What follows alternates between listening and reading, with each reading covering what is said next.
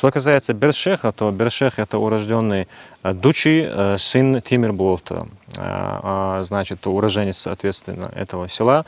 Есть по материалам, которые, опять же, были обработаны, мы вот определили определенные рамки рождения, смерти.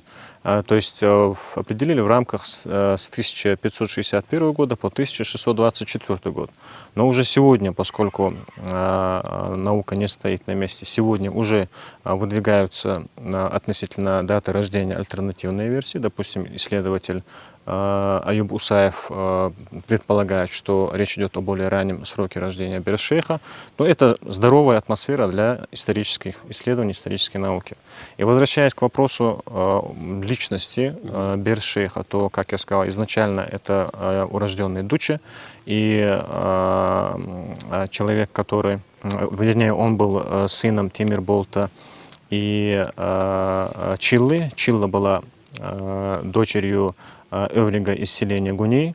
Не будем уходить в подробности обстоятельств рождения Бершеха. Вообще он родился в селе Гуней. И уже по достижении совершеннолетия, вот как у чеченцев говорят, вот к этому времени он возвращается в родное село и в отчий дом. И после этого уже начинается его, скажем так, политическая активность. Потому что в этот период, как мы знаем, 15 лет это уже человек имел военно обязанный статус и принимал активное участие в политической жизни. Начал он как представитель села на Мехкиетышу. После этого он уже стал предводителем всего как Нохчмахковского дистрикта, скажем. Если возникает вопрос, как вообще такое было возможно, очень легко, потому что речь идет о сложном политическом периоде истории Чечни. Речь идет об времени такой турко-иранской экспансии в регионе, когда шли постоянные военные действия и различные феодальные владения на территории Кавказа переходили под влияние то Османской империи, то сефевидского Ирана.